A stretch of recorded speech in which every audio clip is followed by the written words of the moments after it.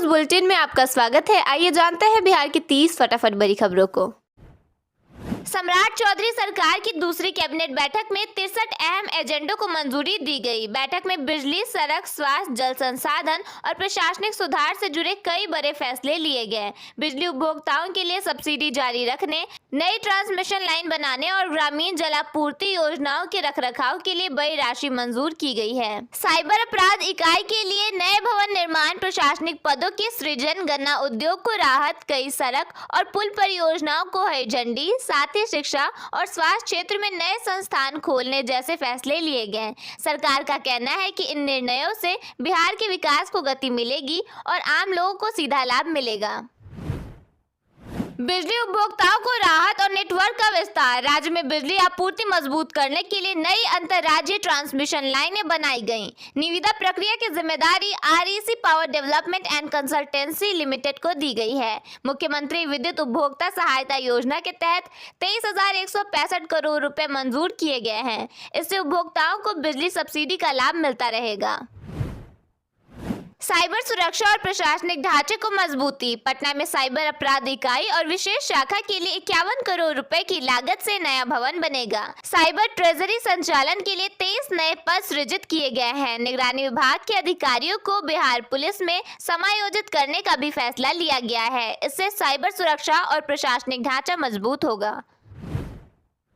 गन्ना उद्योग और चीनी मिलों को राहत। गन्ना आधारित उद्योगों को बढ़ावा देने के लिए बिहार चीनी उपक्रम अधिनियम में संशोधन मंजूर किया गया है। चीनी मिलों पर आर्थिक बोझ कम करने के लिए विकास परिषद कमीशन 1.80% से घटाकर 0.20% किया गया। इससे चीनी उद्योग को राहत मिलने की उम्मीद है।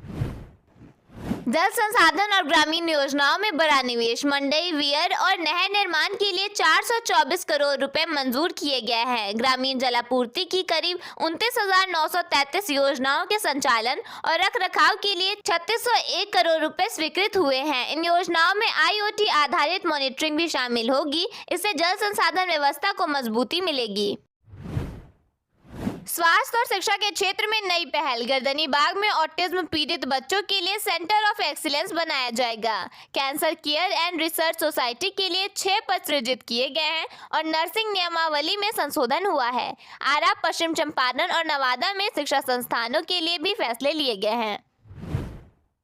सड़क और पुल परियोजनाओं को हरी झंडी। बिद्दुपुर दिघवारा गंगा पथ, दरिहारा डुमरिया घाट 4 लेन और बक्सर आरा मनेर गंगा पथ जैसी परियोजनाओं को मंजूरी मिली है। ये सड़क परियोजनाएं कनेक्टिविटी मजबूत करेंगी। गया में फल्गु नदी पर 113 करोड़ रुपए की लागत से नया पुल भी बनाया जाएगा। बिहार के 11 जिलों में बुधवार शाम मौसम ने अचानक करवट ले ली। पटना, बक्सर और सिवान में तेज आंधी के साथ झमाझम बारिश हुई। कैमूर, मधुबनी में भी बारिश के साथ ओले गिरे।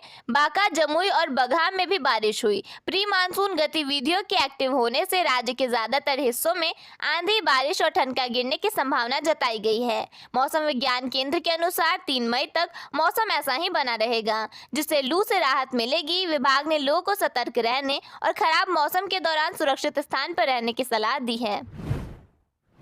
बिहार में पेंशन योजना गरीब, बुजुर्ग, विधवा और दिव्यांग लोगों के लिए राहत का सहारा है। हर महीने मिलने वाली यह राशि उनके रोजमर्रा के खर्च में मदद करती है, लेकिन इस योजना का लाभ लेने के लिए KYC कराना जरूरी है। दरअसल पूर्णिया जिले में 17,046 पेंशन लाभुक हैं, लेकिन अब तक केवल 11,899 लोगों ने ही KYC कराई है।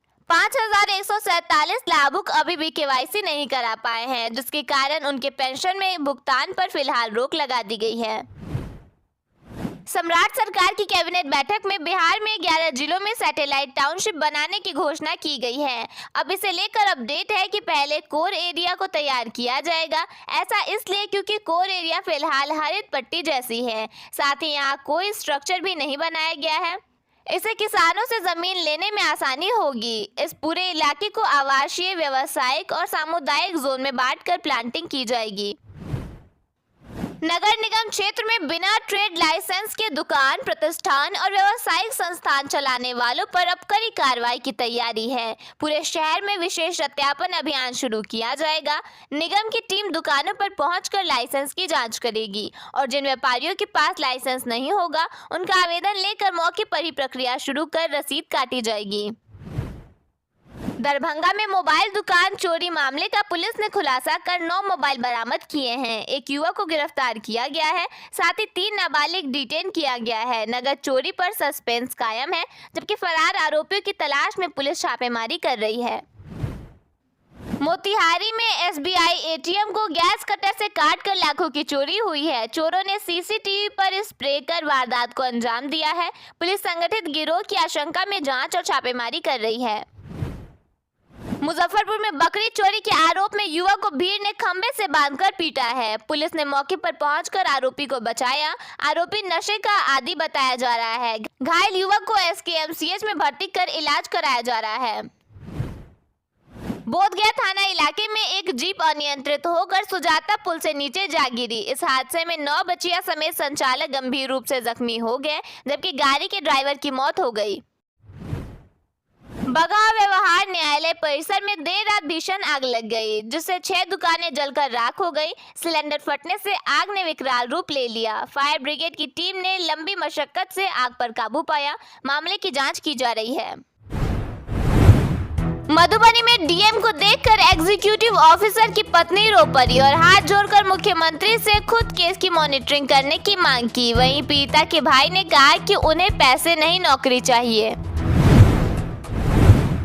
भागलपुर में अफसर की हत्या के आरोपी रामधनी यादव एनकाउंटर में मारा गया। बेटी ने दावा किया कि वह थाने में सरेंडर करने गया था, जबकि पुलिस का कहना है कि कुख्यात ने पहले फायरिंग की, जिसके बाद जवाबी कार्रवाई में वह ढेर हो गया।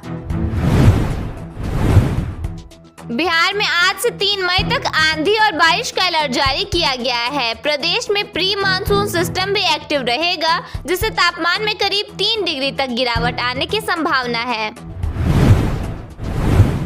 पटना में असिस्टेंट रजिस्ट्रार के घर और मौलाना मजहरुल हक यूनिवर्सिटी में ईओयू ने छापेमारी की है। कार्रवाई में सोना, चांदी, कार और जमीन के कागजात जब्त किए गए हैं। अधिकारी को 2,50,000 रुपए रिश्वत लेते गिरफ्तार किया गया।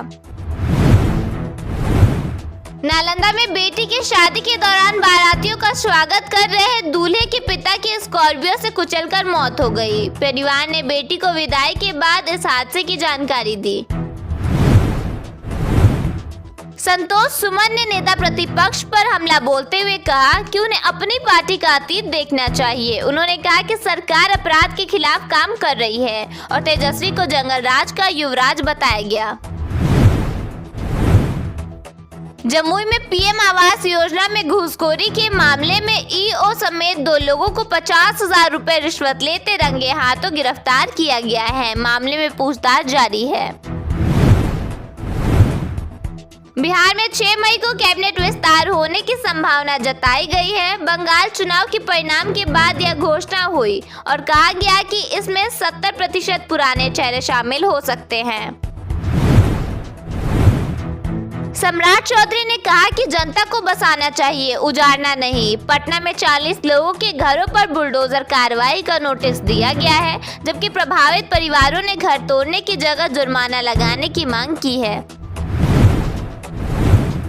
कटिहार के एक मिडिल स्कूल में छात्र से टीसी के बदले मटन पुलाव की पार्टी मांगने का मामला सामने आया है। ग्रामीणों ने इसे लेकर हंगामा किया।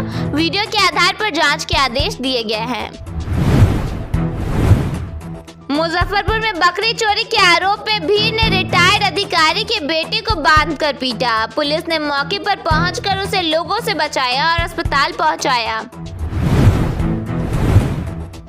महिला आरक्षण के समर्थन में भाजपा ने मशाल जुलूस निकाला। जुलूस में शामिल कुछ महिलाओं ने कहा कि उन्हें विषय की जानकारी नहीं थी, सभी आए थे इसलिए वे भी शामिल हो गईं।